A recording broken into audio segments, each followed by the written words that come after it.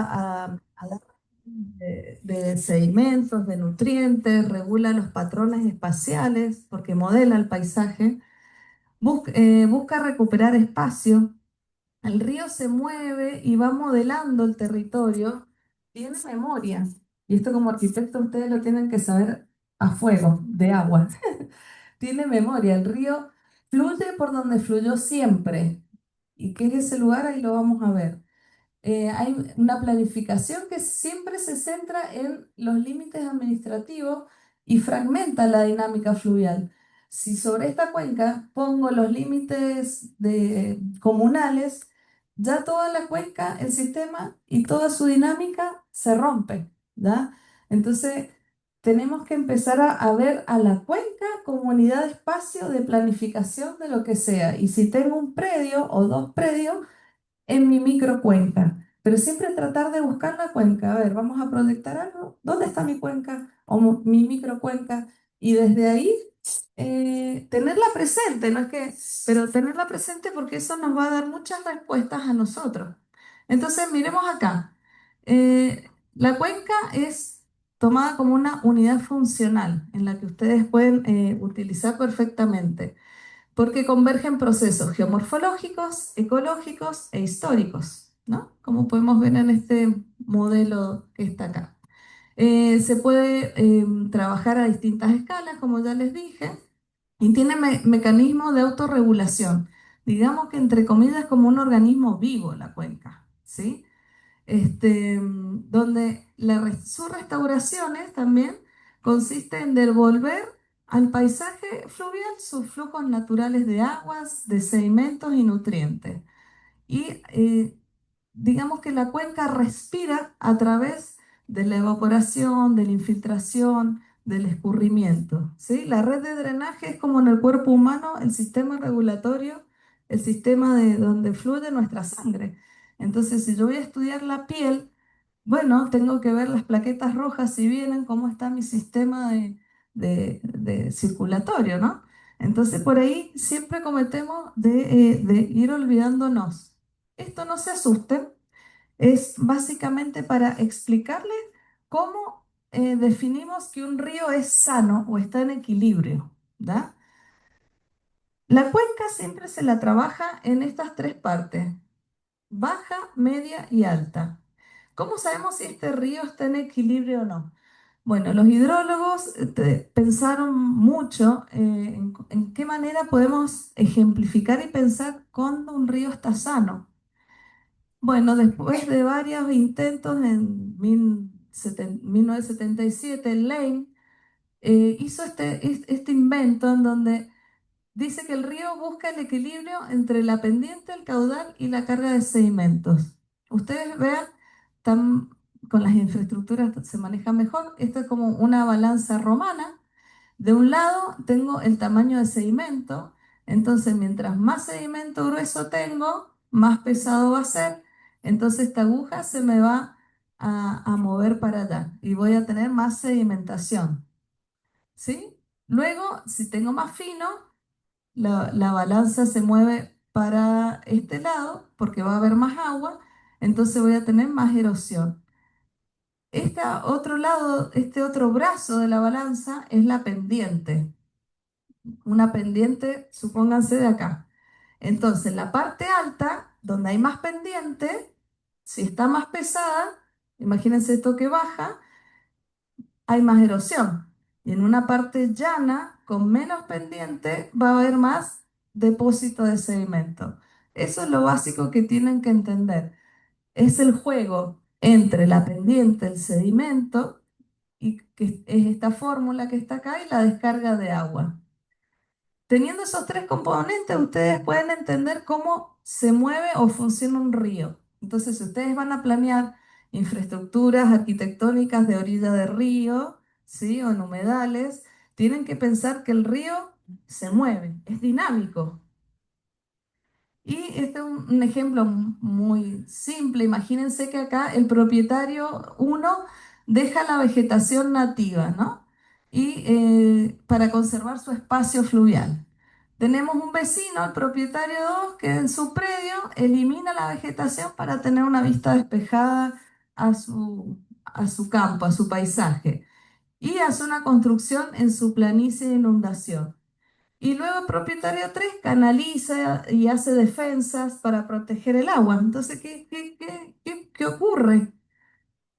¿Pasa algo o no? Sí, porque es un sistema. Entonces, ¿qué es lo que ocurre? ¿Sí? La erosión lateral aumenta en la parcela 2, ¿sí? Porque sacan los árboles, hay corriente que se aceleran porque impermeabilizan la superficie. Entonces, este es un breve ejemplo de cómo eh, estas tres decisiones de propiedades privadas, ¿sí? Afectan a un sistema fluvial general y se rompe ese equilibrio, porque el río siempre va, su función del río es erosionar, sacar sedimento, transportarlo y depositarlo. Si nosotros en el medio metemos lo que sea, ya alteramos el sistema. Más árboles, menos árboles, alguna construcción civil, arquitectónica, lo que sea, pero el río siempre va a tratar de seguir con ese patrón. Entonces, si le ponemos un bloque, va a empujar, va a sedimentar hasta que lo rompa o va a lograr de alguna manera abrirse paso o por un costado o desviarse, pero su río siempre va a ser dinámico. Y hablamos de cuenca y río y corredor fluvial. Corredor fluvial, ya últimamente se habla más de corredores fluviales, no de río. ¿Sí? Es otra unidad de estudio, es menor que la cuenca, ¿sí? Ocupa este espacio de estiaje por donde va el agua, el espacio de inundación, que es cuando hay un caudal mayor, se inunda este sector. Acá tenemos un ejemplo claro, es un corredor fluvial de la Araucanía. Entonces, si hay un aumento, yo le digo, es como la habitación por donde se mueve la lámina de agua. Es por el espacio donde él tiene para moverse. ¿Ah? Ustedes que trabajan con habitaciones, espacio. Si yo le coarto este espacio, el río queda confinado y no se puede mover. ¿Ya? Entonces tiene un valor ecológico el corredor fluvial que cumple dos funciones fundamentales, que es un corredor ecológico y un regulador hidrológico. ¿Mm? Entonces, de acá se desprende lo que el enfoque de trabajo con el que yo estoy, que es la eco-hidrogeomorfología, un poco largo y extensa, pero hay que empezar a hacer hincapié. A mí me gusta este término porque hace hincapié ¿en qué? En forzarnos al diálogo entre las ciencias, ¿sí?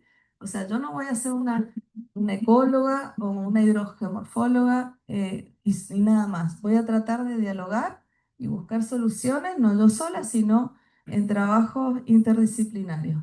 ¿Y qué es lo que estudia? Entonces estudia las interacciones de las entidades biológicas, los procesos ecológicos de un río, la forma y la dinámica hidrológica y geomorfológica. Porque el río, además de todo lo que les cuento a lo largo del tiempo, modela el terreno junto con el viento. Son grandes modeladores donde ustedes tienen que construir en base, ¿no?, a sus dinámicas. También la temperatura, pero a otro nivel. Y esto básicamente muy sencillo, es para contarles qué es lo que observamos las hidrólogas e hidrólogos cuando estudiamos, ¿no? Nosotros estudiamos el patrón de la red de drenaje, si son ríos anastomosados, si son ríos trenzados, meandrosos, y cuando hay este tipo de río, bueno, nunca voy a tener un río meandroso en la cabecera de la cuenca, ¿ya? Eh, por lo general lo tenemos en las llanuras. Y estos ríos que van moviendo el sedimento lo tenemos en la parte de la balanza de Lane, ¿se acuerdan? Cuando hay menor pendiente, hay mayor depósito de sedimento. Entonces, ven cómo se va armando todo el esquema, toda la información que el río nos da y que no es solo que manda y lleva agua. Hay un montón de microdinámicas que se estudian. Y cada una de estas estudia las partículas, si el tamaño del grano afecta como afecta. Es inmensa la cantidad de las ciencias hidrológicas. Y estos son solamente perfiles, imagínense, este azul es el perfil del altitudinal. Entonces, a mayor altura y distancia. esta tenemos el total de potencia de agua.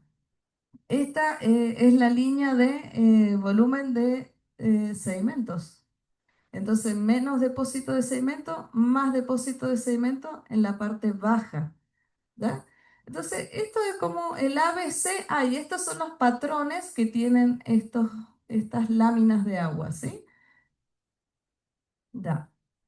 Entonces, es importante que ustedes hoy se vayan sabiendo que los corredores fluviales son dinámicos. Ahí podemos ver su dinámica. Este es un ejemplo de un río en Quito, una modelación en años. Este parte de 1980 al 2015, creo.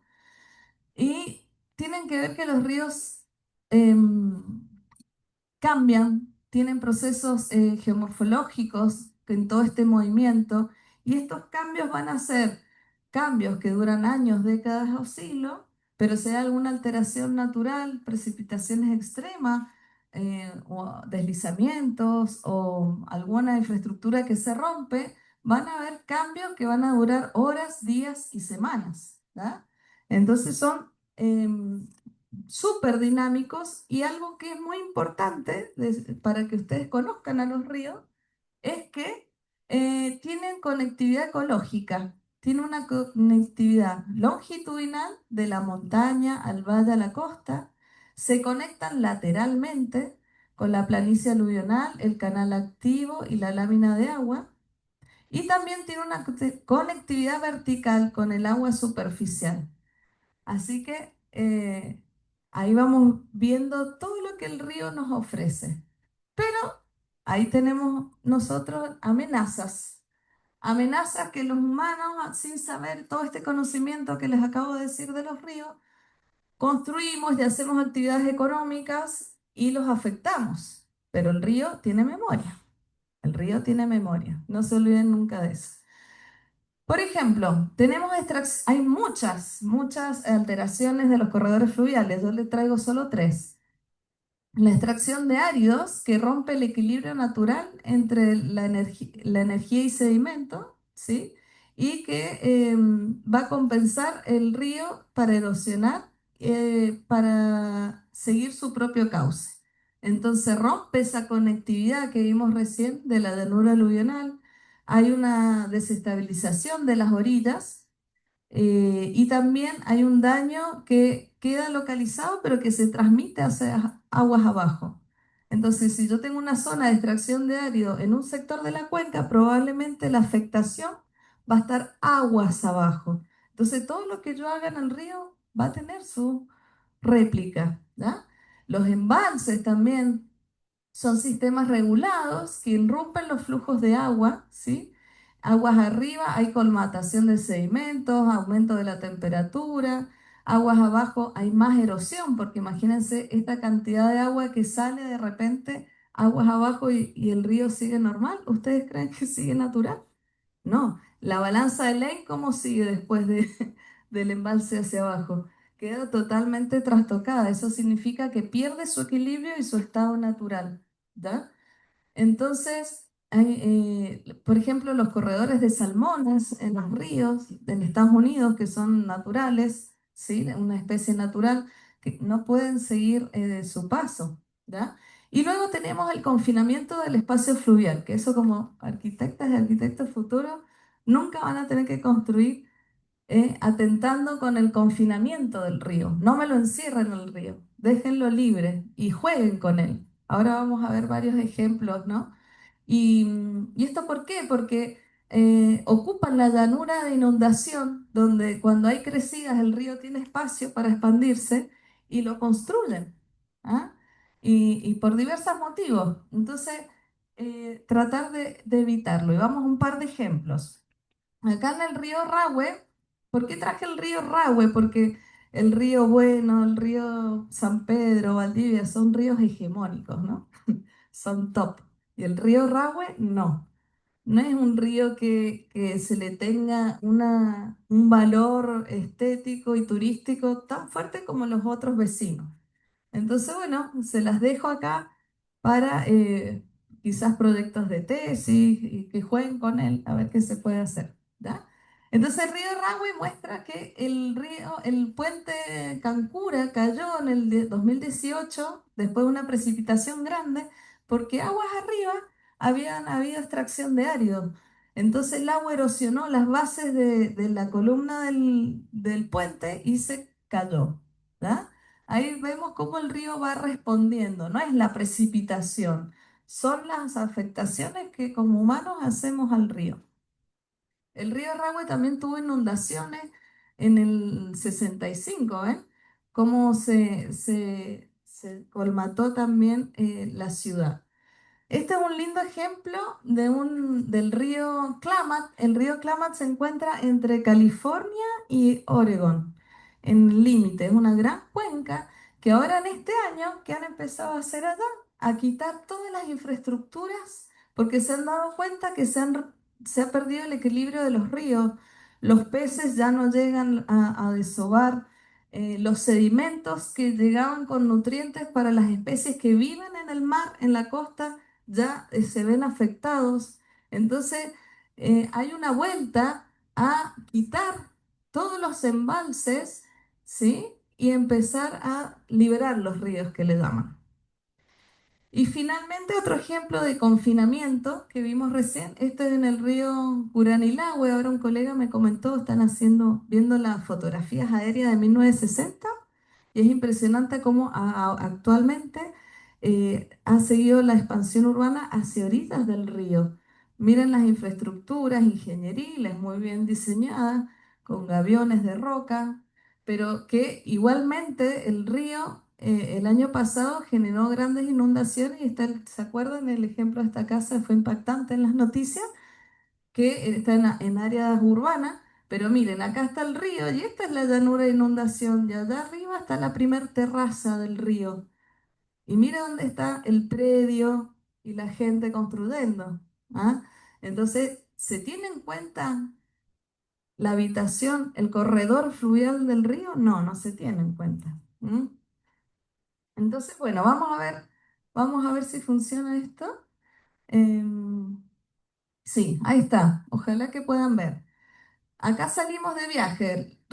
El Rupanco, acá a la desembocadura empieza el Rahue. Vamos viendo todos estos pequeños parches, estos predios verdes.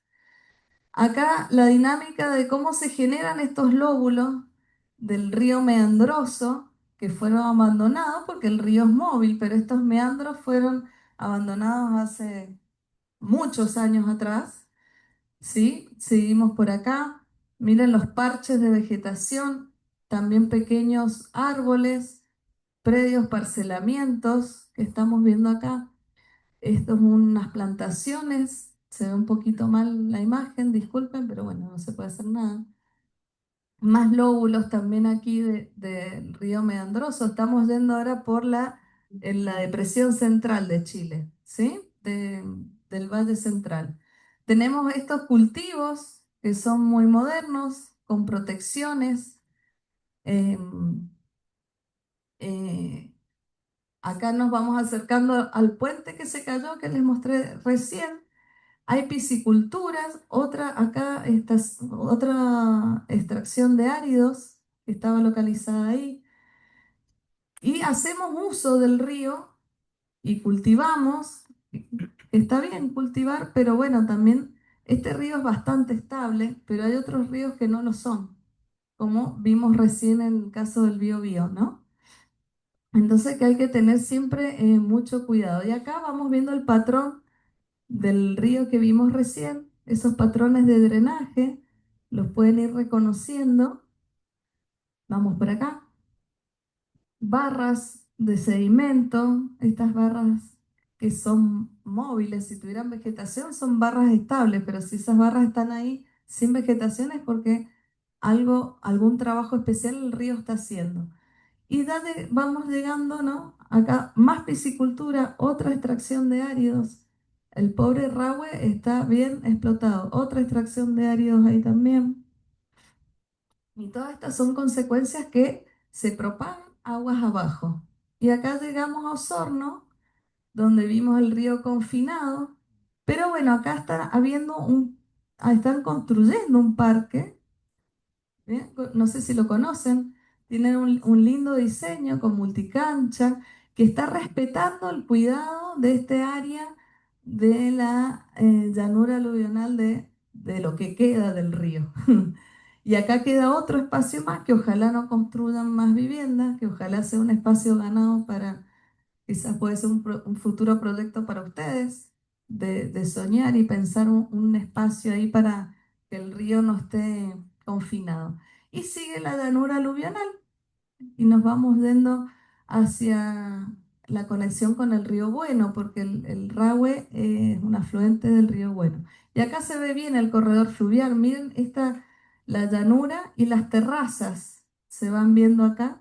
Las terrazas es porque en un principio erosionaba a esa altura y el río va profundizando, haciendo incisión y va erosionando cada vez más. Esas son las formas geomorfológicas que explican procesos pasados, ¿sí? Y que nos permiten a nosotros y a ustedes, sobre todo, tienen la suerte de poder construir ciudades más sustentables y amables, ¿no? Con el paisaje. Y finalmente estamos en la cordillera de la costa, totalmente confinado, donde el río llega al mar. Entonces, por último, y después de esto vienen 6 ejemplos con fotos que a ustedes les va a gustar porque son ejemplos arquitectónicos. Por último, esto es importante también. Yo puse conservar el paisaje desde una óptica eco-hidrogeomorfológica. Se podrá diseñar también estructuras, infraestructuras o espacios desde este punto de vista. No sé, ustedes sabrán. Hay un biólogo que dio una clase magistral, una charla magistral en el IAL este año en la Bienal, que es Víctor Arroyo Rodríguez, está en México, y él trajo 3 estrategias de conservación clave para mantener la biodiversidad. Él trabaja en zonas tropicales de Yucatán, de México, pero que son extrapolables, por supuesto. Él dijo que hay que detener la desforestación, por supuesto, y proteger hábitats grandes, pero también pequeños, porque se está estudiando que esos pequeños parches que los vimos recién, esos pequeños parches que van quedando, son útiles, ¿no? Son totalmente útiles para preservar la biodiversidad. Y si a eso le sumamos, yo no sé si apreté algo, si a eso le sumamos, ¿me lo puedes volver a poner? Un poquito más adelante. Ah, bueno. Si a eso le sumamos también corredores de árboles que conecten los parches, entonces también, acá, entonces también va a favorecer esta conservación del paisaje, ya sea rural o urbano. Y también hablaba de incrementar capacidad de bosques y áreas destinadas voluntariamente a la conservación, que es lo que vamos a ver mañana en el terreno, ¿no? Espacios que voluntariamente la gente empieza a querer preservar. ¿Sí? Y generar matrices amigables. ¿Qué es matriz amigable? Estos parches que veíamos recién en este vuelo, que tengan cercos vivos, aumentar el número de árboles aislados, proveer conectividad de variedad de cultivos. Y bueno, y yo con esta presentación me gustaría como agregar, incorporar a la cuenca o a los corredores fluviales comunidades de territorio desde una mirada ecohidrogeomorfológica para esta conservación del paisaje rural o urbano. ¿Y por qué urbano también? Acá podemos ver esta tesis, que estas tesis ustedes las pueden sacar de este sitio. Es un sitio nuevo que se lanzó el martes en el día del SIG, el SIG Day que se hizo en Loach. Ahí lanzaron esta plataforma que trabaja, la idea es subir online toda la información de la cuenca del río San Pedro, pero puede servir de inspirador para las otras cuencas de otras regiones. Y aquí mismo hay un montón de tesis de arquitectura y una de ellas es esta, que la tomé porque me pareció muy bonito el ejemplo, espacios públicos para la regulación del paisaje fluvial de Río Cruces en San José de la Mariquina. ¿Sí? Acá está es una Catalina Prieto Blanco y el profesor patrocinante, la profesora Karen Andresen Cirera. ¿Ya? Ellas hicieron, la tesis es hermosa, solo puse estos ejemplos de cómo esto, cómo es ahora y la propuesta que hacen de cómo mantener las terrazas, ¿sí? El espacio fluvial, ¿no? No llegar hasta acá, sino dejar pequeños espacios donde pueda el río en potenciales crecidas tomar ese espacio y que no genere algún desastre. Entonces esto genera ciudades mucho más resilientes ante estos eventos y más ahora con el cambio climático, aunque exista gobiernos que digan que no existe. Bueno, en Corea del Sur, miren qué bonito, en el río Chenchin, no sé cuánto, es Seúl, miren cómo han ido ellos tratando de generar estos pequeños rápidos, estos espacios, siguiendo una forma curvilínea, no un mapocho recto y directo, ¿no? Son espacios muy bonitos, lástima están pixeladas, pero acá hay gente sentada con vegetación, pueden salir de las oficinas, comer su almuerzo ahí, estar en un espacio agradable y mucho más sano vivir en una ciudad así. Miren este otro en Estados Unidos, en el estado de Nueva York. eh, Esta también, otros paisajes con rápidos, vegetación, imitando o tratando de dejar al río como, como su estado más natural posible, ¿no? Permitiendo esta sedimentación y traspaso de agua. Y este que me encanta en China es un área de humedales en donde han hecho pasarelas, pasajes, como muelles, estas pasarelas volando. Esto es antes y después, sucesivamente. Ese también, si tienen tiempo de intrusiarlo, es precioso, está súper explicado también. Y en el campo, entonces, ¿qué podemos hacer? ¿Qué buenas prácticas podemos hacer? Además de todo lo que ya mencionó Gabriel y lo que nos va a comentar Leo, esta es una lámina bien ilustrativa de buenas prácticas a la derecha y malas prácticas a la izquierda del espacio más rural, ¿no? Donde podemos ver que han quitado toda la vegetación de orillas del río, donde dejan que las vacas vayan a tomar agua y este pisoteo excesivo hace que se erosione el río. ¿M? No hay corredores de vegetación, como acá, delimitaciones de cercos verdes, hay plantaciones forestales, ahí vamos a ver. Entonces, en el espacio también de campo vemos otras malas prácticas, por más que estemos en un ambiente natural, existen malas prácticas. Y también hoy en día se suma, si ustedes ven después el video en IALE, en YouTube, está de Jorge Herrera. Él habló mucho de los nuevos predios que se están haciendo, predios de agrado después de la pandemia, ¿sí? Toda la venta, el boom de ventas de parcelas, pero son parcelas que si a ustedes lo contratan para hacer una super casa o un mega condominio, deberían por lo menos respetar, acordarse de respetar estos corredores, dejar parches de bosque, decirle al propietario, mire, no se tale todo, busque un experto ingeniero forestal, ingeniera forestal que le haga un manejo de regulación de su bosque y si quiere venir a vivir al campo, pues viva en el campo, ¿no? No transformemos el campo en ciudad, ¿no? Entonces, esto es un poco lo que hay que ver. Y este es el último ejemplo que me encantó, es sobre la Confederación Hidrográfica de Júcar. En España existen las confederaciones hidrológicas. Acá el agua se maneja por la DGA, el MOP, el CENAPRED, y hay un montón de instituciones que manejan las cuencas y las manejan por comunas. Allá no, allá manejan la gran cuenca. Entonces, por ejemplo, esta cuenca del río Júcar es toda esta y abarca muchas comunas autónomas, pero la confederación es la que regula, es una, ¿sí? Y lo que se han propuesto ellos es hacer la restauración fluvial de la cuenca del Júncar para el 2027. Entonces, ¿qué han hecho ellos? Ellos tienen ríos con especies invasoras, que es la caña, esta que está acá, ¿cómo la han trabajado? La han arrasado toda, la han triturado y las han cubierto con estas lonas negras para generar, para que haya falta de luz y aumento de temperatura para matar a los rizomas. Esas lonas las tienen durante 18 o 20 meses y luego van levantando por puntos y van poniendo vegetación nativa para asegurar que no haya competencia y asegurar el crecimiento de estas especies.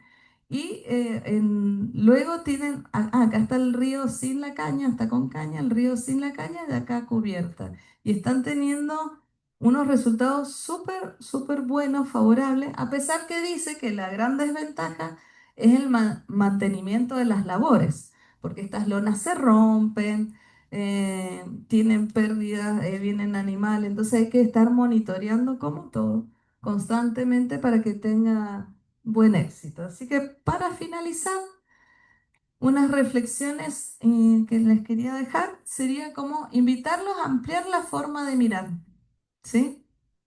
Observar las cuencas como sistemas vivos, complejos e integrados con el territorio y las comunidades que los rodean.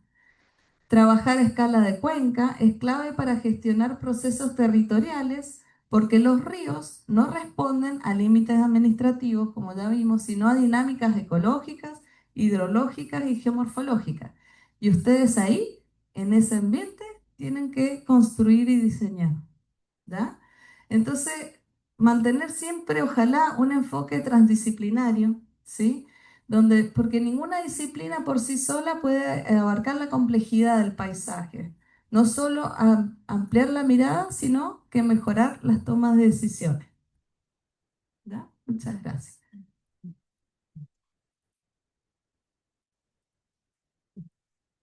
Así que, si quieren comentarios o después. Entonces le doy la palabra a Leo. Hola, ¿cómo están? Este es mío. Es la de manejo forestal, creo que dice.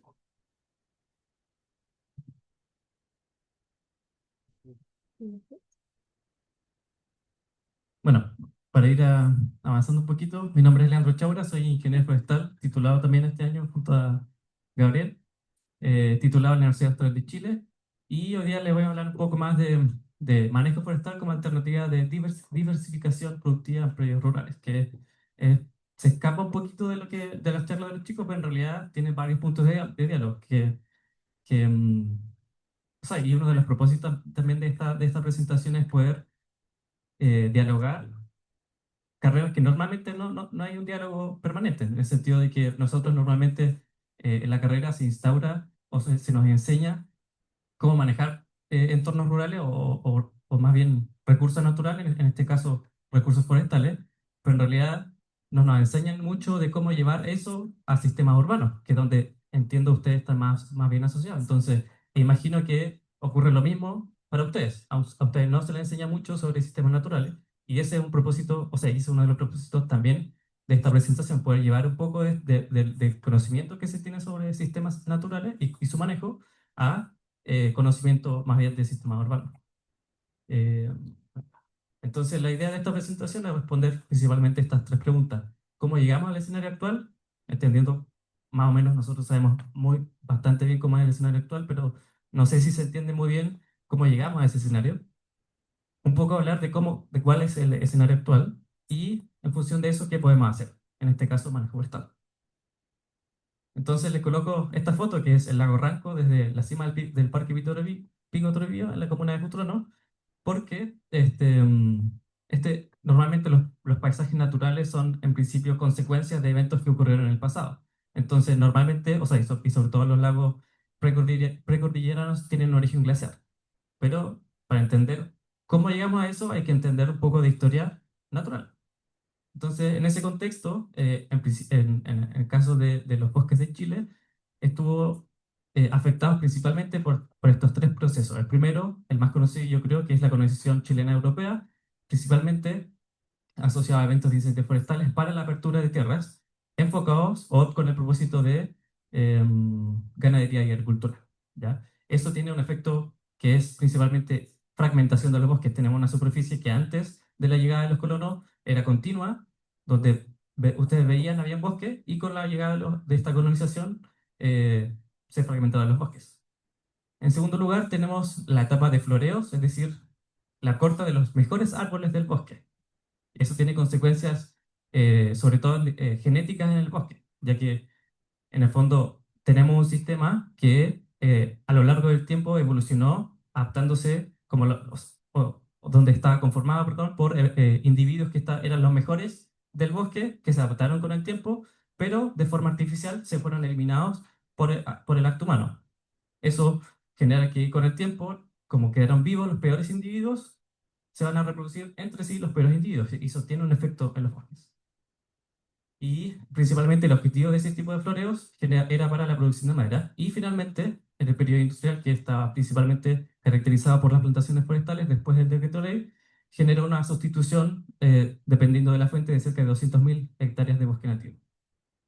Entonces, ¿qué efectos tiene esto? Principalmente fragmentación, como les decía, de los bosques. O sea, hay una reducción de continuidad de los bosques y además degradación de los bosques. De hecho, un autor del Instituto Forestal decía que, bueno, según opinión de él, que todos los bosques de Chile están degradados porque normalmente los bosques tenían estaban compuestos por este tamaño de árboles. Y si uno va a visitar un bosque, naturalmente es muy difícil encontrarse un alerce de ese tamaño.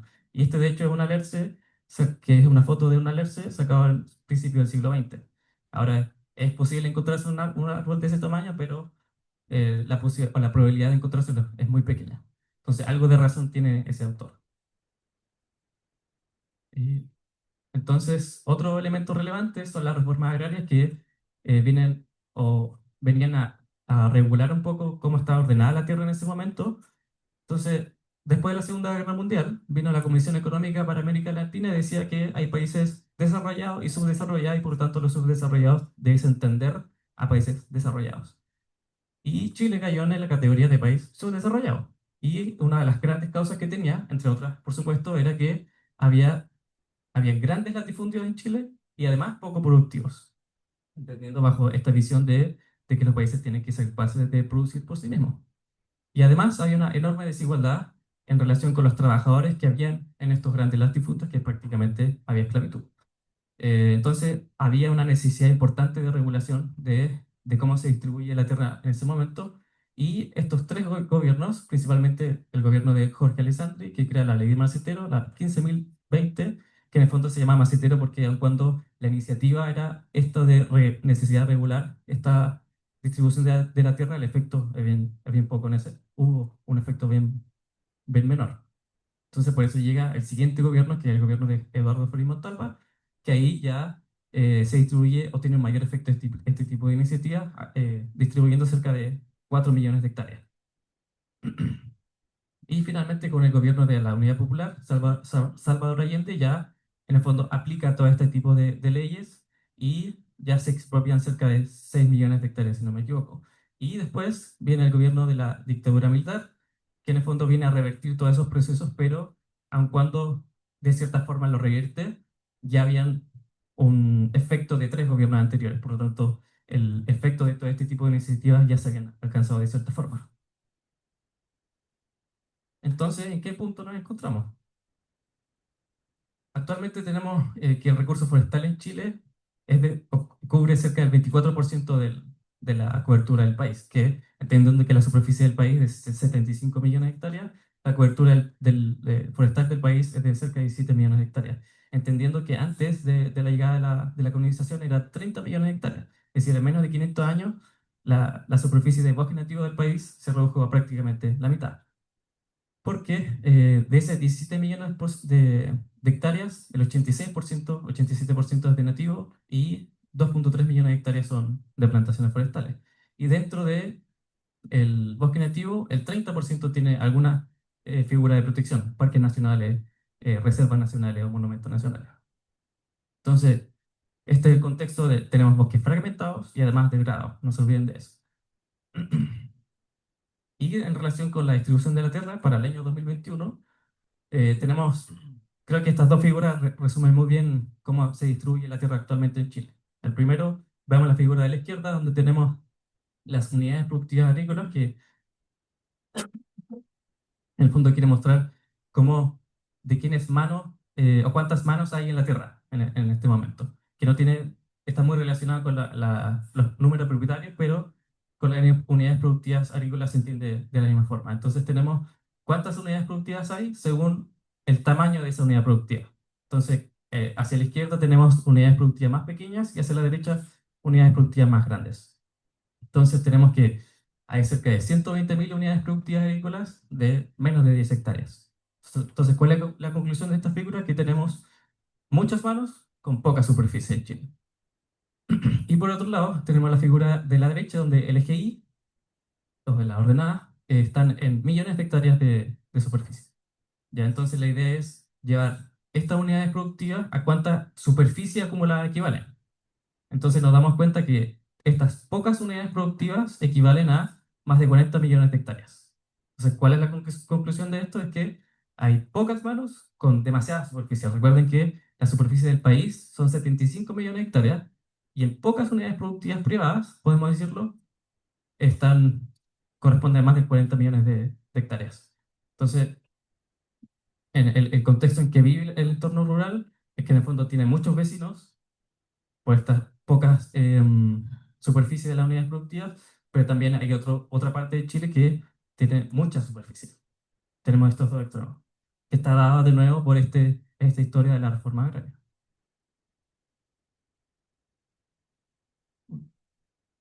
Entonces, ¿qué podemos hacer? Entonces, puse esta cita porque creo que lo que se puede hacer, sobre todo hoy en día, creo que esta cita la resume muy bien, que dice, instruyanse porque necesitaremos de toda nuestra inteligencia, agítense porque necesitaremos de todo nuestro entusiasmo y organícense porque necesitaremos de toda nuestra fuerza, que es una frase que dijo Antonio Gramsci hace más de 100 años atrás. Y esto que en el fondo, ¿cuál es la interpretación? Que si queremos generar procesos de cambio, no podemos hacerlo solo.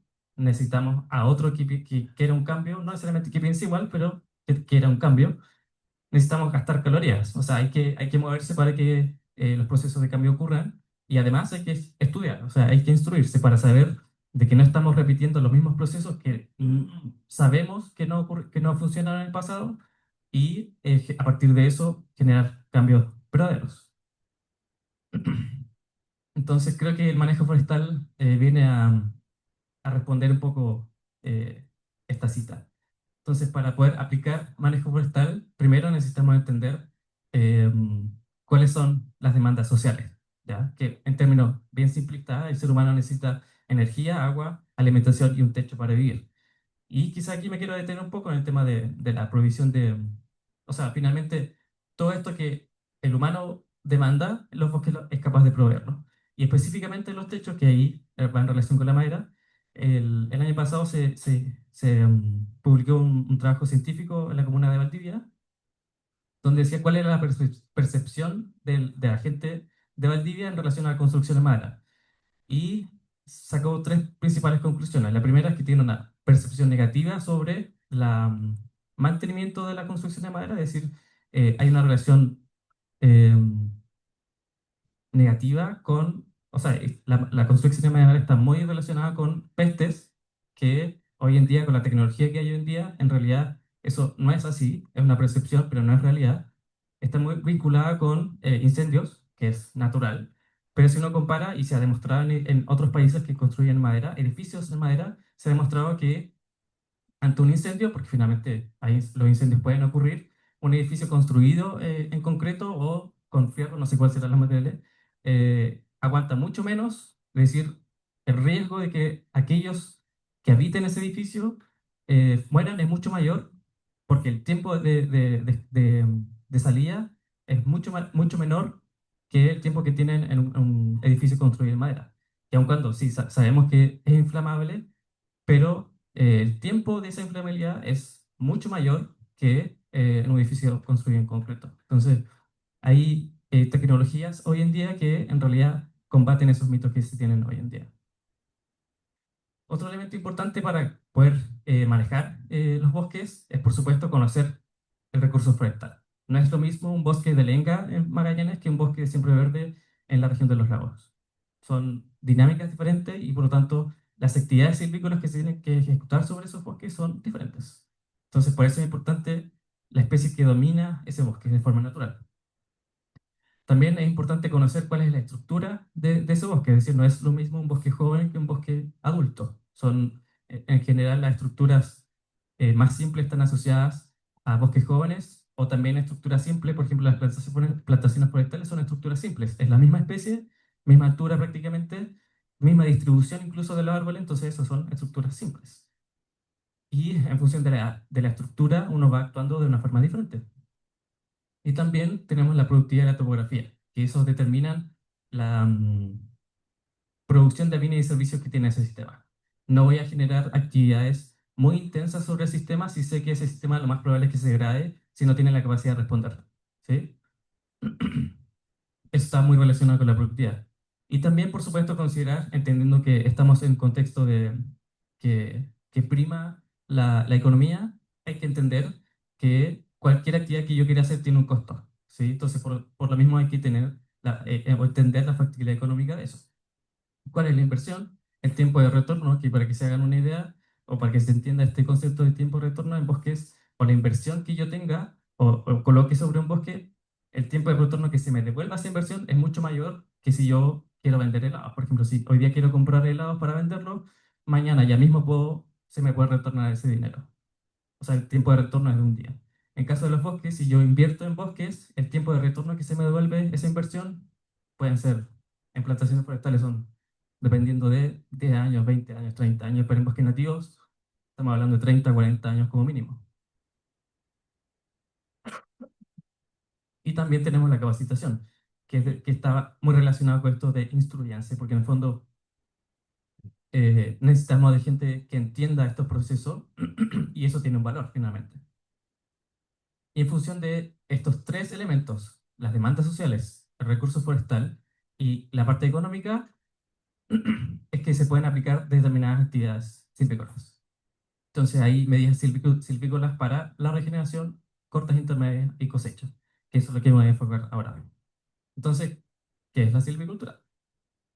Que, bueno, a mí me gusta definirla, hay muchas definiciones, pero a mí me gusta definirla como el arte de controlar la densidad, composición, estructura y crecimiento de los bosques, basado en la autoecología y dinámica forestal, con el objetivo de aumentar el valor social, ambiental y económico. Entonces, lo que busca en el fondo hacer en la silvicultura es poder acelerar procesos naturales, que más o menos se explican en las charlas anteriores.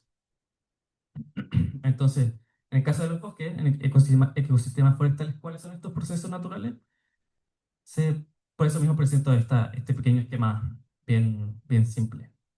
Entonces, en general, tenemos, ¿no es cierto?, un bosque adulto con muchos años, ¿no es cierto?, y le llega una perturbación a gran escala. Y, por ejemplo, pueden ser un incendio, no sé, un deslizamiento de tierra que normalmente están asociados a ecosistemas cordilleranos, o en Magallanes, grandes vientos, ¿sí? Y eso significa que de la noche a la mañana ese bosque tiene bosque y de repente tiene una zona desprovista de vegetación por este gran disturbio. Eso genera que el sistema reinicia, que si se acuerdan que lo decía el Gabriel en su presentación, con estos ciclos, no recuerdo el nombre, que era explotación, conservación, o sea, llega un punto del equilibrio, luego el sistema se reinicia y vuelve a empezar. ¿Sí? Aquí ocurre exactamente lo mismo. Tenemos una perturbación a gran escala, el sistema se reinicia, llegan nuevos individuos, pero aquí en este caso no llega cualquier individuo, llegan especies que les gustan esas condiciones, es decir, condiciones que hay una zona desprovista de vegetación y mucha luz disponible. Y esas especies ya se llaman especies intolerantes a la sombra, es decir, le gusta la sombra, no llega cualquier especie, a eso me quiero referir. Por supuesto, una gran densidad, es decir, de la noche a la mañana, o sea, no necesariamente, depende de cuál fue la magnitud de la perturbación, llega mucha semilla a ese nuevo sector disponible para crecer. Los tamaños son pequeños y la estructura es muy simple. ¿Sí? Más o menos esa es la idea que quiero transmitir. El tiempo pasa, los árboles crecen y llegamos a estas tres etapas, que son explosión de fustes, reinización del sotobosque y bosque maduro. Y el, en explosión de fuste lo que ocurre es que la estructura sigue siendo simple porque no hay luz, los árboles crecieron, se expandieron sus copas y ahí hay mucha competencia, porque en el fondo, como los recursos de un sistema no son infinitos y los árboles necesitan recursos para crecer, que son espacio vital, agua, elementos nutritivos y luz, si no lo dije. Entonces, como no se pueden integrar infinitamente en un sistema, la competencia de recursos va a generar mortalidad natural. Eso ocurre en los bosques. Entonces, a medida que pasa el tiempo de nuevo, ya esos árboles que ganaron esa competencia crecen en tamaño, crecen en altura, disminuye la densidad, por supuesto, por la mortalidad natural, y en realización del sotobosque empieza la llegada de nuevas especies, porque hay nuevas condiciones de crecimiento, que es lo que decía el cabo, que se crean nuevos nichos, que en este caso empieza la llegada de especies que toleran esas condiciones, que son especies tolerantes a la sombra, que por ejemplo puede ser la tepa, em, Vivillo. lingue, olivillo, especies mirtáceas, por ejemplo, también crecen en estas condiciones más, donde el bosque está en un estado más avanzado de su dinámica forestal. Entonces, en un bosque adulto tenemos especies que normalmente dominan especies tolerantes, una menor densidad de árboles, dependiendo del bosque en realidad, pero sí tenemos mayor diversidad de tamaños. Hay árboles grandes, pequeños, flacos, delgados, altos, bajos, y por lo tanto la estructura de ese bosque es mucho más compleja. Entonces lo que busca la silvicultura es acelerar estos procesos, ¿sí? Que ocurren naturalmente, insisto. Entonces aquí tenemos algunas imágenes de ejemplo, que tenemos bosques de roble en la comuna de Futrono, más bien en Gifel. Si se dan cuenta aquí, bueno, aquí es una foto sacada en invierno, por eso no tienen hojas. Que es un bosque dominado por roble, una alta densidad de árboles y por lo tanto puedo presumir que hay una alta competencia de recursos en ese bosque. Y por el otro lado tenemos en el estado más avanzado del bosque una especie intolerante a la sombra, pero puedo presumir que lleva mucho tiempo en ese bosque, porque ese coihue muy grande sobrevivió durante mucho tiempo toda la competencia que les venía comentando. Eh, Ahí está. Entonces, ¿qué es lo que quiero decir con esto? Que las medidas silviculturales se ejecutan en cómo está el estado del sistema. Entonces, la regeneración o medidas silviculturales relacionadas a la regeneración se ejecutan en zonas desprovistas de vegetación. Ya aquí tenemos un bosque incendiado de lenga en la comuna de Punta Arenas, y aquí les coloco que las condiciones determinan la necesidad de plantación artificial, es decir, es normal plantar de forma artificial, o puedo esperar regeneración natural. Y aquí me refiero con las condiciones que determinan la necesidad, que en el fondo si esta zona desprovista de vegetación tiene una matriz colindante con bosques, puedo esperar que el próximo año haya regeneración natural y por lo tanto el costo de esa regeneración es el costo cero. Pero si estoy en una zona donde en 50 kilómetros no hay un bosque cerca, entonces lo más probable es que sea necesaria una plantación artificial en esa zona desprovista de vegetación. Pero también hago hincapié en que las condiciones determinan la necesidad o no de plantación o regeneración natural, porque en el fondo no voy a hacer una plantación artificial en la pampa patagónica, porque la pampa patagónica lleva siendo pampa hace miles de años atrás. Entonces, si naturalmente no hay un bosque, no tiene sentido hacer este tipo de medidas silviculturales. Entonces aquí a la derecha colocó un ejemplo de una plantación de roble coihue en el Fundo Alaska, en la comuna de Maffil. Y bueno, ¿cuáles son los beneficios de hacer una plantación? Que más o menos se infiere de la presentación anterior también. Regula el ciclo hídrico, porque entendiendo y recordando cuál es el ciclo hídrico, tenemos principalmente la precipitación, que es donde cae la lluvia, a sistemas como estos. Tenemos que, si por ejemplo en este caso, si acá hay una precipitación acá, no hay una cobertura vegetal que restrinja el movimiento del agua, por lo tanto, toda esa cantidad de agua se va a caer a los caudales. Y eso es la causa principal de estos grandes desbordes del río que hubieron el año pasado. Grandes lluvias y desborde de los ríos. Y es porque en el fondo, entre otras razones por supuesto, eh, no hay cobertura vegetal en las cuencas hidrográficas. Entonces lo que hace o lo que permite la cobertura vegetal es que haya más desorden en el sistema y por tanto esa agua que no vaya a caer directo a los ríos, sino que infiltran el suelo y percolan en las napas freáticas. Eso es redistribuir el agua que cae en el sistema. Y por lo tanto podemos decir que reduce los procesos erosivos, ¿no? O sea, esta agua que escurre en esta zona se lleva consigo suelo en el camino, que finalmente en el fondo es exportar sistema o exportar suelo a otro sistema. Y además, por supuesto, aumenta la conectividad entre bosques, que recuerden que estamos en un contexto donde hay una gran fragmentación de bosque, por lo tanto, cualquier iniciativa que aumente la superficie conecta los mismos. Y por otro lado tenemos las costas intermedias que se hacen en escenarios donde los bosques están sometidos a una alta competencia. ¿Y cómo sé si hay una alta competencia? Hay poca luz en el bosque y hay muchos árboles en el bosque. Y normalmente son árboles pequeños. Entonces, lo que normalmente se hacen son medidas de raleos, entre otras, por supuesto, y los raleos es una reducción controlada de la densidad de árboles, es decir, se sacan árboles del bosque con el objetivo de aumentar el crecimiento del árbol que quedan en pie. Y esto es súper relevante para entender lo que se hacía antes. Que recuerden que antes lo que se hacía era el floreo, es decir, saco lo mejor del bosque. Esto es completamente lo contrario, saco lo peor del bosque. ¿Y eso qué significa? Que quedan en pie los mejores individuos del bosque para poder extraerlos en el futuro, pero eso me permite que la reproducción que hay en el bosque me estoy asegurando que sea la mejor, ¿no? O sea, los hijos de esos árboles que quedaron en pie van a ser mejores que los padres, y así sucesivamente. Entonces, aquí tenemos un ejemplo donde tenemos en un bosque renovable, una condición bien similar, pero en un estado más avanzado. Tenemos tres árboles aquí, tres copas, principalmente esta que es un poco más reducida, por lo tanto puedo presumir que estos dos árboles que están aquí le ganaron o le están ganando en competencia al árbol que está al medio. Y ese árbol va a morir en 5 o 10 años más.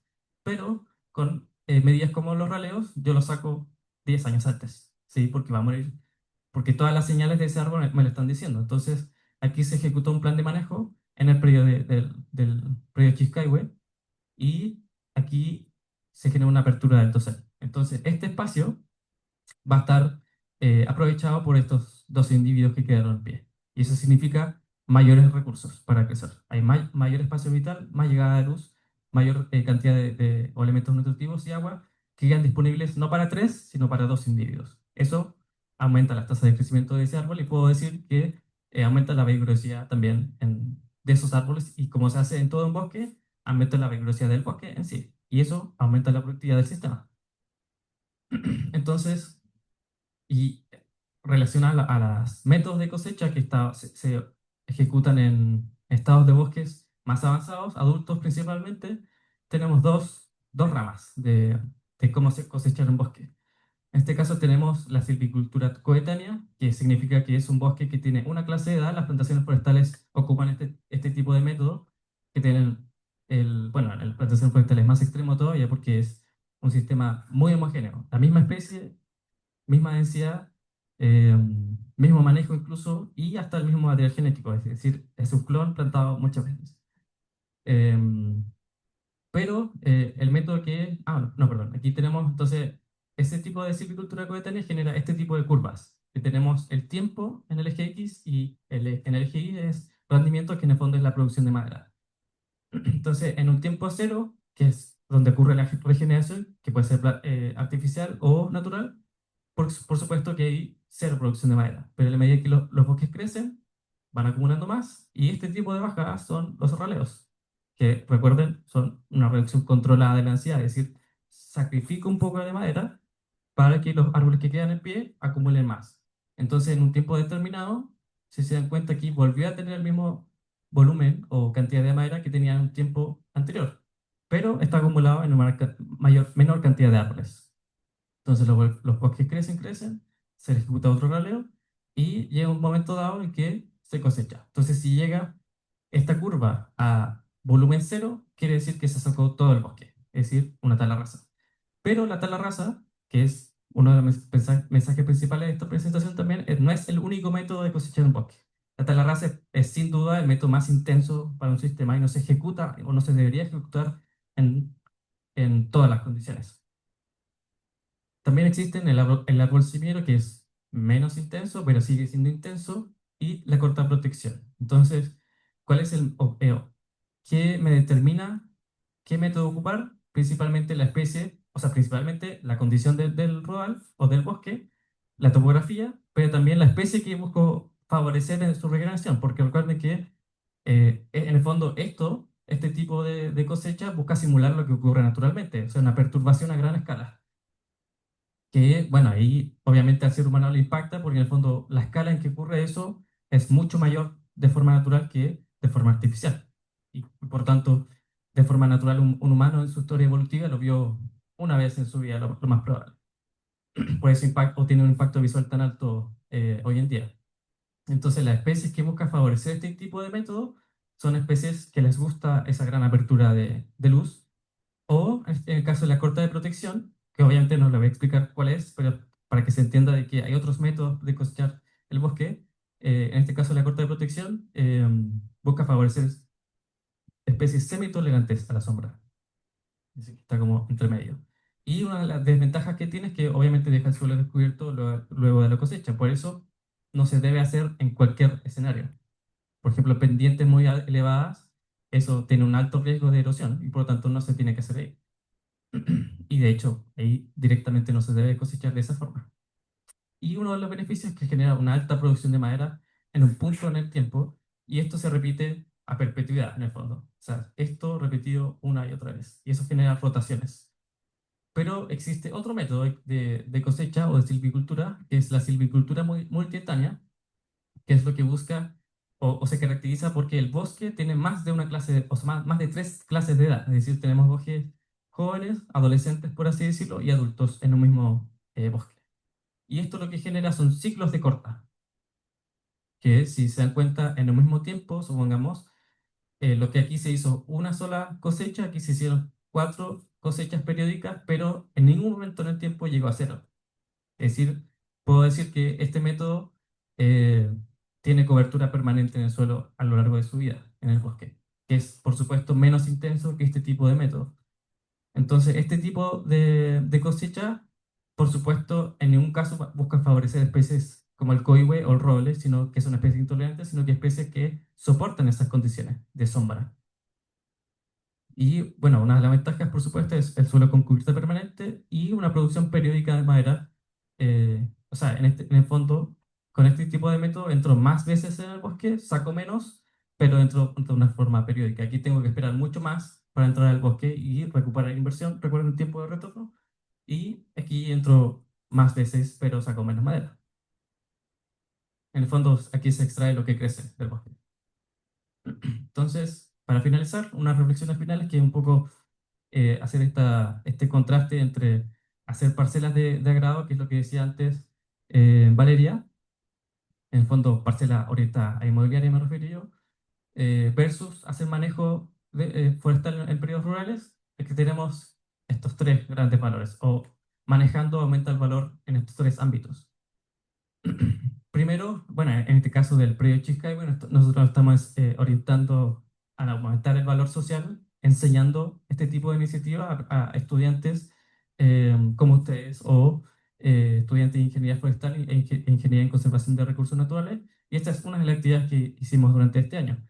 Y esto, aun cuando no tiene un valor para el predio, o sea, no tiene un retorno económico para el predio, sí tiene un retorno económico para la sociedad, porque en el fondo estos estudiantes van a dejar de ser estudiantes dentro de 3 años más. Y todo lo que aprendieron en esta actividad lo van a terminar aplicando en la sociedad. Y eso sí tiene un valor económico, un valor ambiental y un valor social que no se retribuye al predio, pero que se generó debido a no haber parcelado. Por otro lado, también aumentamos el valor ambiental del bosque, porque en el fondo, recuerden que lo que se hacía antes era el floreo, es decir, sacar lo mejor del bosque y dejar lo peor vivo en el bosque. Con este tipo de manejo, entendiendo cómo ocurren los procesos naturales, estamos dejando lo mejor del bosque. Entonces lo estamos preparando a esos individuos ante procesos como el cambio climático. ¿Sí? Y también aumentamos el valor económico. Y que va más allá de que estamos generando árboles más grandes para la producción de madera, sino que también estamos dando trabajo a las personas que trabajan de esto eh, alrededor del proyecto Chistehue. Entonces, todo esto no se genera si se genera una parcelación inmobiliaria, porque en el fondo, claro, el que vende la parcela tiene un retorno económico en el corto plazo muy alto, no sé cuánto estará la parcela de grado, 40 millones por media hectárea o más, y sí, tiene un retorno económico muy alto, pero en el largo plazo tiene enormes costos, porque finalmente, como recuerden, las personas que van a vivir en ese entorno siguen demandando energía, agua, alimento y techo. Entonces, si disminuimos o subocupamos la superficie que que tiene la capacidad de producir bienes y servicios, en el fondo es como pegarse un tiro en el pie, ¿no? Y de hecho, esa es una de las conclusiones que sacamos ayer en la charla en Valdivia, que en el fondo, ¿cómo? Porque no se trata de que las parcelas inmobiliarias estén mal, sino que eso traduce a consecuencia de una mala planificación en los entornos urbanos, justamente. Entonces, eh, las parcelas inmobiliarias en entornos rurales habla un poco de que la gente necesita entornos rurales, o sea, entornos naturales. Entonces, no se trata de irse a un entorno natural, sino de cómo llevar los entornos naturales a entornos urbanos. Ese es como el mensaje final. Muchas gracias.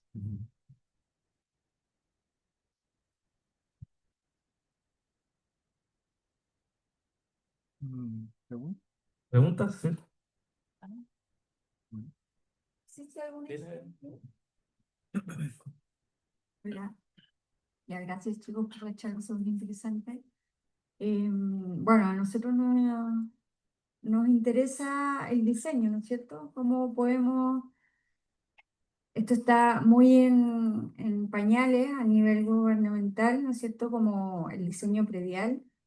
Entonces, si conocen algún ejemplo o algo donde ya se haya instaurado, no sé, por ejemplo, lo que tú dices, que se protejan ciertos árboles de alguna forma, que la cuenca esté vista, no sé si con parcelaciones o inmobiliarias, hoy en día, sobre todo acá en la zona en que estamos repletos.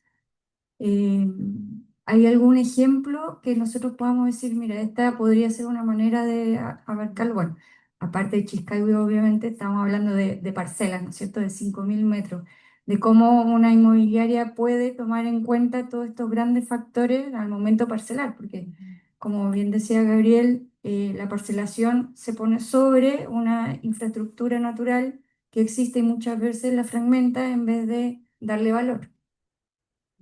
Yo tengo otro. ¿Aló? ¿Funciona?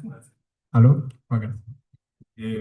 Sí, bueno, hay algunos. Depende del contexto. De parcelación en particular, está la isla San Francisco. Igual tiene sus críticas la isla San Francisco, pero la propuesta de valor que ellos generan es hagamos parcelas en una isla que se autosustenten en alimentación. Entonces, ¿Dónde está eso? en Valdivia, cerca de Valdivia, en el río Valdivia. Bueno, y entonces ellos generan su leña, generan sus huertos, y a la vez venden también, venden esas cosas. Entonces, es un modelo de negocio bien interesante que genera una propuesta de valor distinta a solo generar dinero por el valor habitacional, sino que también genera por otros servicios ecosistémicos. Tiene sus críticas, que tal vez no voy a entrar en eso, pero sí hay algunos otros modelos que siguen cosas parecidas. Y ahora en predios de ordenamiento está, chuta, no me acuerdo el nombre, lo voy a conseguir, pero está esta herramienta de la planificación integral predial por ECOS, una organización de Valdivia, levanta planes integrales prediales y hay al menos dos en la región de Los Ríos que tienen su plan integral predial. ¿Y eso se podrá descargar de alguna web o algo así para tenerlo como ejemplo? Ah, ah, ahí en mi presentación yo puse el manual de manejo de Forecos. Mm, Está, podríamos facilitarle para. claro. Sí, de la lámina de las vaquitas, del manejo Ah, de las buenas prácticas, las malas prácticas rurales, es de ahí. Ah, perfecto. De esta ahí. Y bueno, también una pregunta para ti. Aquí en la zona, ¿cuál sería la cuenca? Porque entiendo que el lago Yanquihue, no sé si viene de una cuenca. ¿Es así? No sé. El lago Yanquihue, sí, está dentro de la cuenca del río Maihue, no, Maullín. Maullín. Pero el río Maullín nace del Yanquihue y va hacia el mar. Claro. Pero hay una cuenca, o sea, Claro, la cuenca se forma, todas las aguas que llegan al Yanquihue, o sea, dadas por el Calbuco, Sorno, Puerto Octay, todas las aguas que fluyen al lago, y del lago, todas las que fluyen al mar, o sea, al exutorio del lago, del río Maule, ah, es toda una cuenca. Pero la cuenca depende del punto de salida donde yo me posicione, que Claro. quizás eso confundió. Mm, Claro, o sea, por ejemplo, si ya yo tengo una parcela o me toca diseñar una casa en una parcela en Puerto Varas, Claro. ¿de qué cuenca tendría que yo estudiar el agua como para poder no Bien. cagarla, digamos? Primero, como focalizar la cuenca principal, la más grande, y luego el estero o río más cercano y seguirlo hasta seguramente es un afluente del Maullín. Y entonces, en esa confluencia, desde esa confluencia, tú trazas todas las aguas em, que vierten a ese estero tuyo. Entonces, esa sería una microcuenca, ¿sí? Vale. Ahí. Y otro ejemplo respecto, no buenas prácticas, pero sí protecciones en cuencas y en uso de suelo. Por ejemplo, Riñinahue en el lago Rasco es una comuna que tiene una predominancia de ocupación territorial mapuche y hay muchas parcelas que venden, pero tiene que ser ¿cómo se dice la autorización? Que sean mapuches. Eh, Credencial. sí, credencial indígena. Entonces, eso también es una manera de proteger el uso del suelo, ¿sí? Y que no se hagan compras tan grandes de territorio. Entonces, de esa manera uno también protege la cuenca porque va a ser áreas para cultivo, para manejo. Pero ahí la protección vendría por las áreas indígenas. Ajá, o sea, porque los predios son de propiedad indígena, entonces no se puede comprar cualquier persona, digamos. Solo tienes que ser con descendencia indígena. Ah, ok, no está abierto a cualquier persona. No. Entonces, si tú ves en el lago Ranco, eh, en la cuenca del lago Ranco, todo el sector cercano a la montaña, que es Riñinahue, están todas las poblaciones, asentamientos de familias mapuche, y en la orilla contraria está Coique, que es está instalado el señor de Gascón, el expresidente, y todas las grandes Ahí firmas. estaría tu lámina representativa de Claro, buenas prácticas ¿no? y malas prácticas. Y estamos hablando de la misma cuenca, ¿no? Del lago Ranco. Entonces, ahí depende las propiedades de la tierra. Interesante porque, bueno, aquí con el curso estábamos trabajando también sobre paisajes productivos. ¿Sobre qué, En perdón? paisajes productivos sobre grandes lagos, ríos, mar. Entonces, también para que los alumnos puedan entender ejemplos, ¿no es cierto?, de cómo diseñar a raíz de todo esto, el cambio climático, de una manera más ecológica, que nosotros también le pedimos la sustentabilidad, ¿no es cierto?, que lo tengan en mente, para poder tener herramientas y imaginarse que una parcela o un predio, ya solo por ser campo, entre comillas, es un bien, un paisaje económicos, digamos. O sea, que con una buena práctica puede ser súper rentable, más si es un fondo o algo más amplio. Exacto. Em, ah, ¿Cuánto tiempo nos queda? Como No sé. de repente se me ocurre, porque me parece, bueno, porque se me ocurre que tal vez pueden ser interesantes y nosotros tal vez les podemos ayudar en algo de los trabajos que estén haciendo, si tienen algún proyecto particular, si alguien quiere compartir alguna idea de lo que está haciendo, alguna duda que tengan, eh, o por último también dejarles el contacto. Eso es una idea. A ver, ¿quién quiere mostrar su proyecto? Puede ser algo muy poco preparado, una idea muy vaga, ¿no? O contarnos de qué se Sí, trata. sí, para aprovechar el tiempo. Sí, dale, ¿no? Que ya habían unos dedos apuntándose. ¿Hay un voluntario? Sí, dale, tíralo. ¿No? Eh,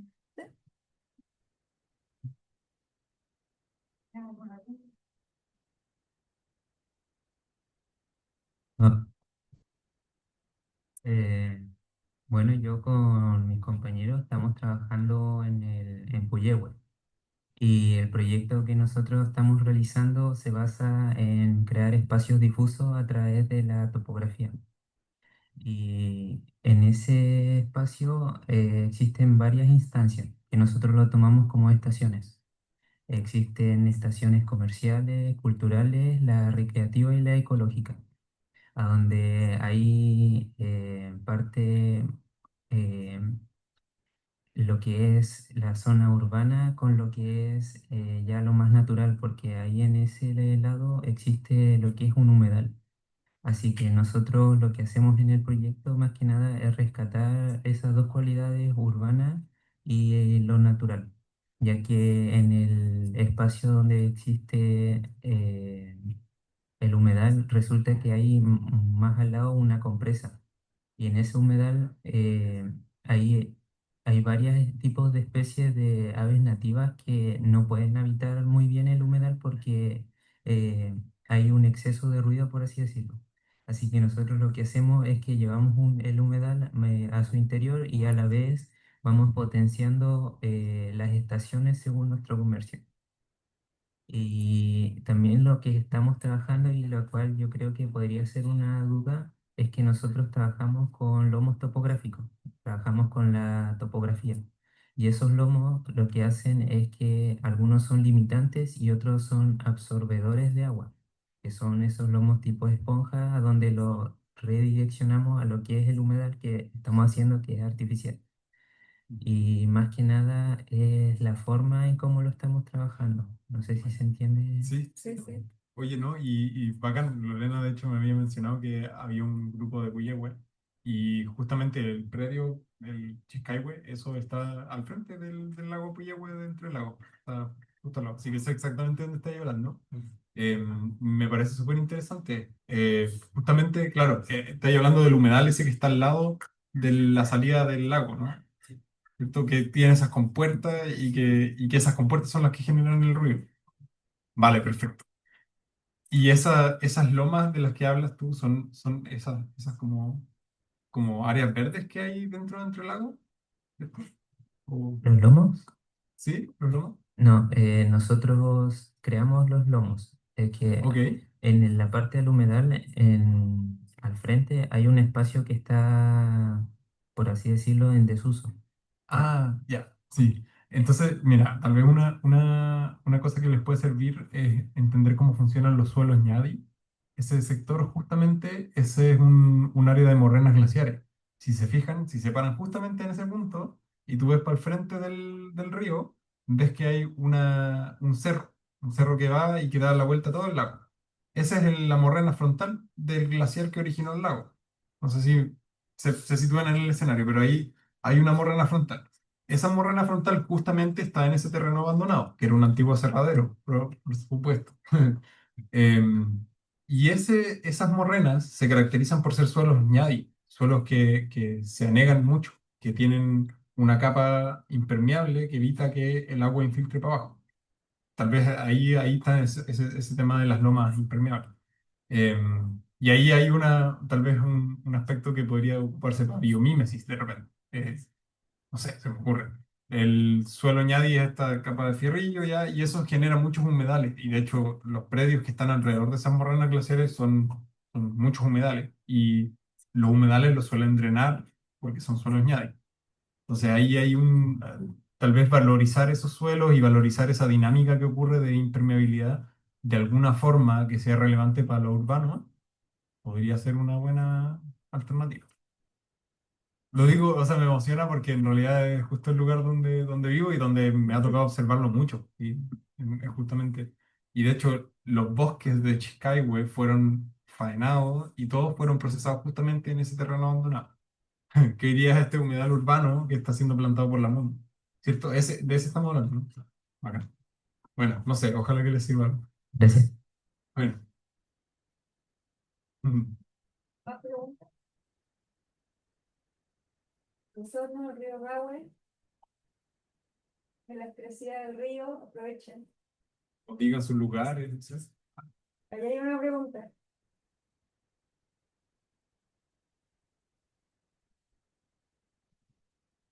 Me preguntan.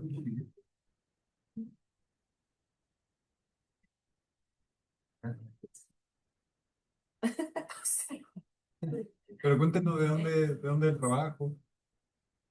Nosotros tenemos la duda de cómo funciona la subida de río, en el río Ragua, porque no sabemos cómo si es mucho.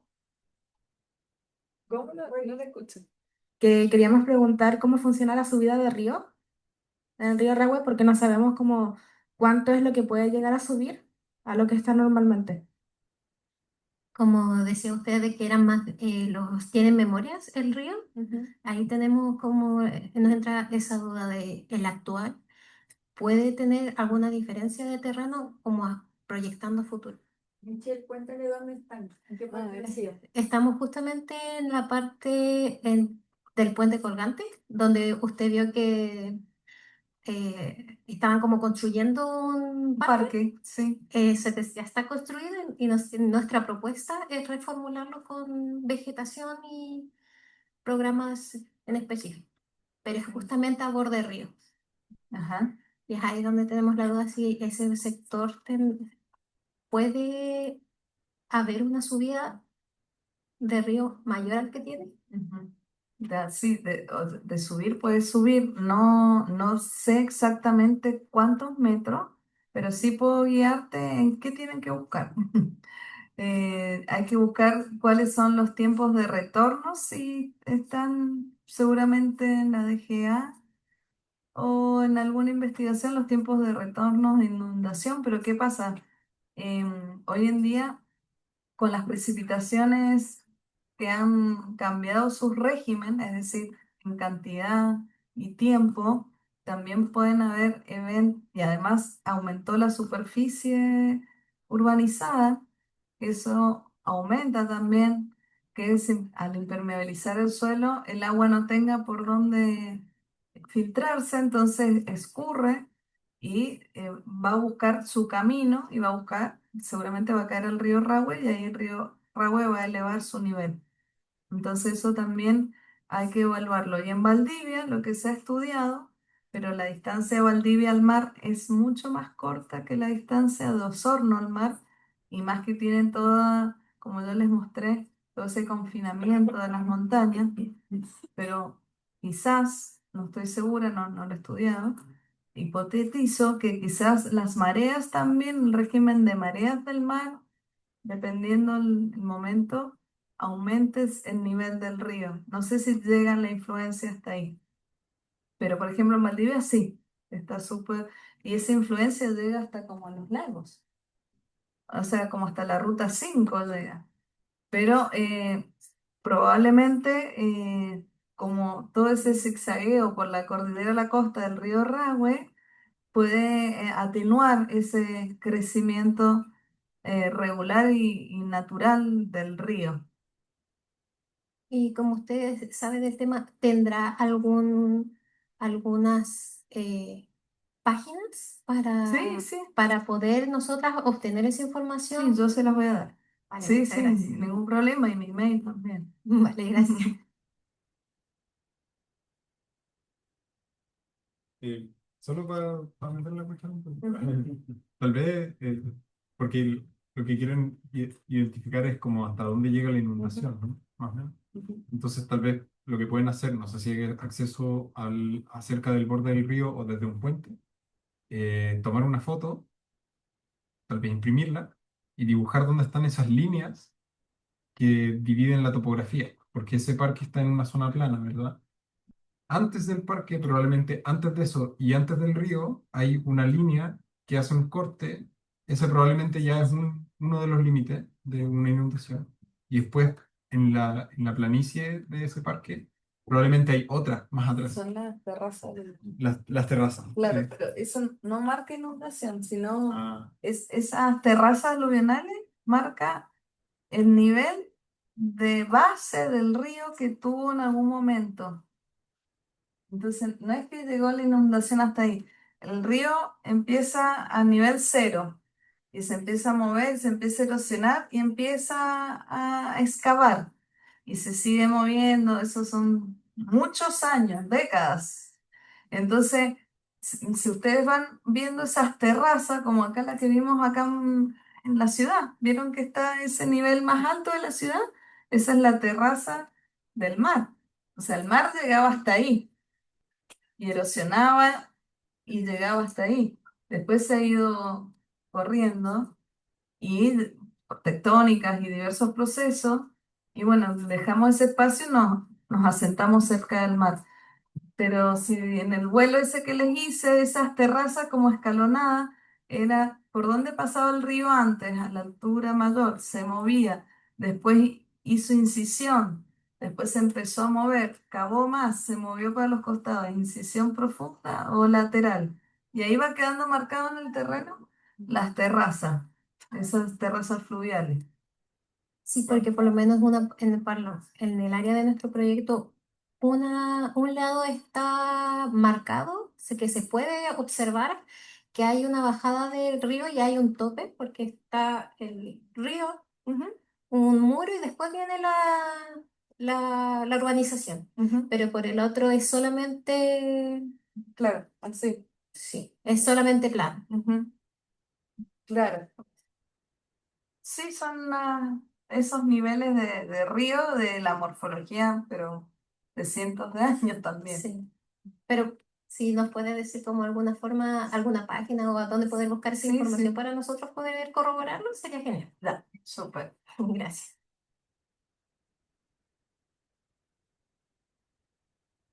¿Y más? Aprovechen.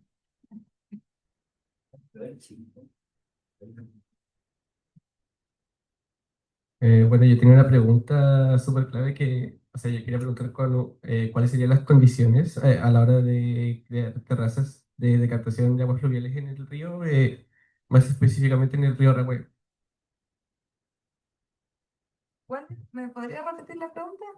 ¿Cuáles serían como las condiciones que habría que tomar a la hora de crear terrazas de captación de aguas fluviales en el río, en especial, más específico en el río Rahue, Captaciones de agua del río, ¿pero para qué?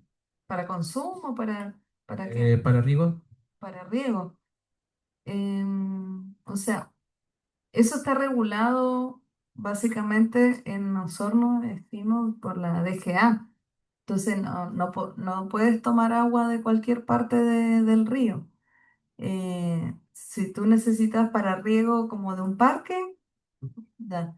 Eso son en zonas urbanas, está regido por las legislaciones que da la DGA por captaciones. No es que tú tienes que hacer una infraestructura para desviar el agua y regar el parque. A eso me refiero. Está bien.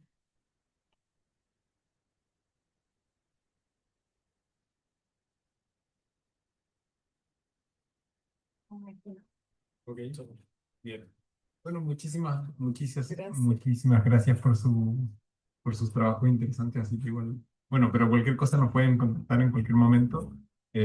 No dejamos nuestros contactos, pero lo vamos a dejar a Lorena. Y Y la bueno, presentación. sí, también les vamos a dejar material, lo que necesiten. Muchas gracias por recibirnos. Siento bacán, igual. Gracias. Bueno, esperemos que les haya gustado, igual. Sí. Gracias. Gracias. Mm.